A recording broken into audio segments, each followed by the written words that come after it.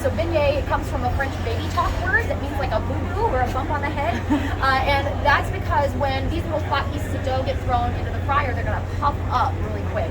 And somebody looked at that and it reminded them the last time they took a spill. I don't Welcome to an episode of NachoTV, where if it's your first time in New Orleans, you have to visit Cafe du Monde, and they also have a gift shop.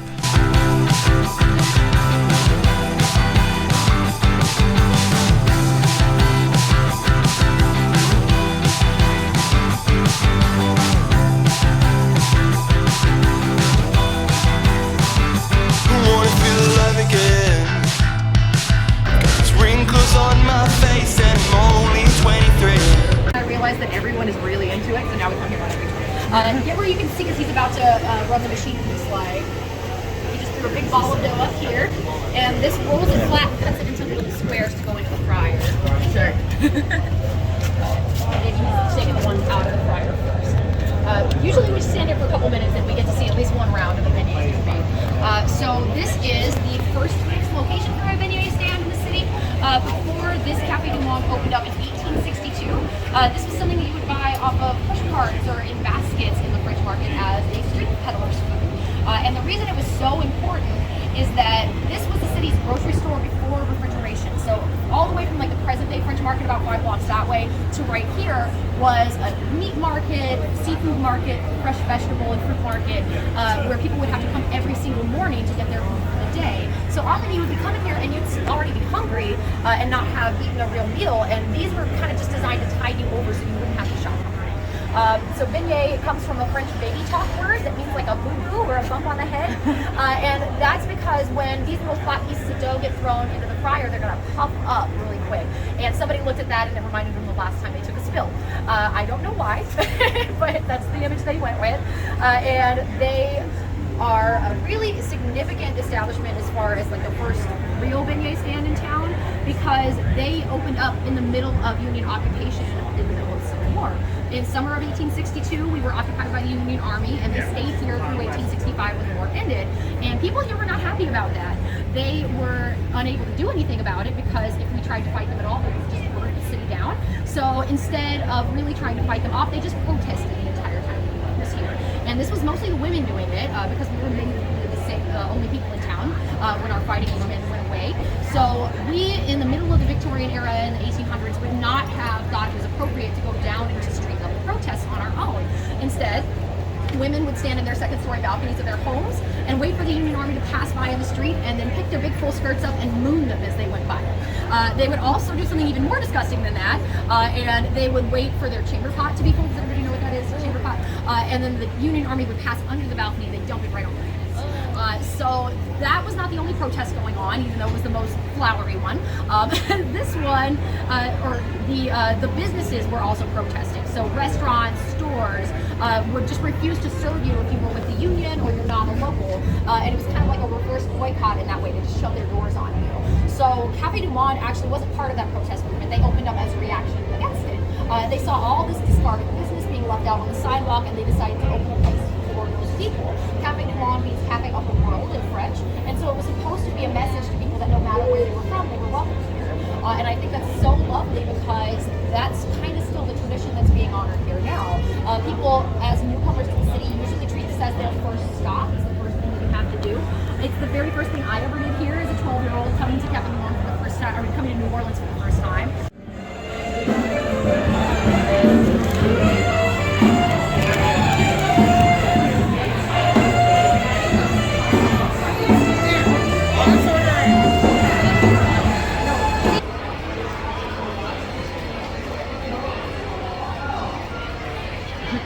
Good.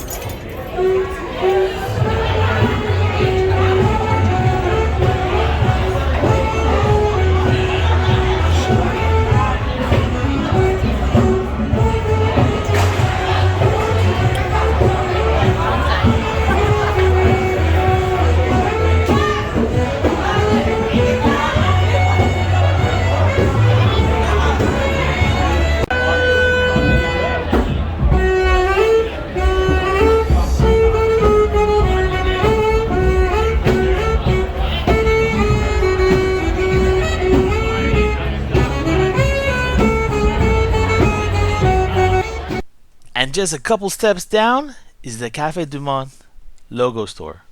Or just a bunch of souvenirs. Did y'all get cafe au lait? Do you like cafe au lait? It's okay. Did you taste anything odd? I know we're supposed to try the chicory.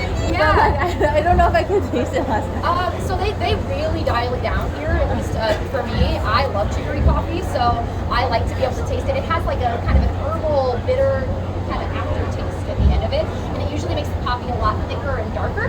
So that's not everybody's cup of tea, I guess, but I, grew up with my grandmother drinking chicory coffee, so you get used to it. And there's a lot of good things about it. Drinking coffee with chicory, and it reduces the caffeine content by a lot because you're replacing some of the coffee grounds with roasted chicory root.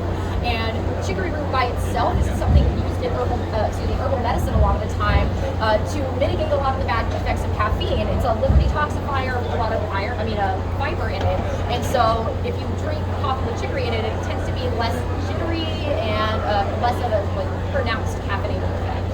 It also means that we have a really different way of drinking coffee traditionally in New Orleans. People would drink cup after cup throughout the day, but smaller portions because it's not that caffeinated and it's just a little picky up here and there. You would drink one big cafe au lait in the morning in like a bowl, and then throughout the day you have these little bitty black coffees that you kind of swig like shots. It's also completely normal and acceptable up until like the modern era to give your child cafe au lait with their beignets when you come to Cafe du Monde. In fact, I think I did drink cafe au lait when I first came here. But when you account for the milk and the fact that the caffeine is half in the coffee, it's only about the same amount of caffeine as like a little can of Coca-Cola. So it's not horrible. It's also probably not the best. Did we get to see them make at least one beverage? I was kind of talking and not paying attention. Okay, cool. Let's go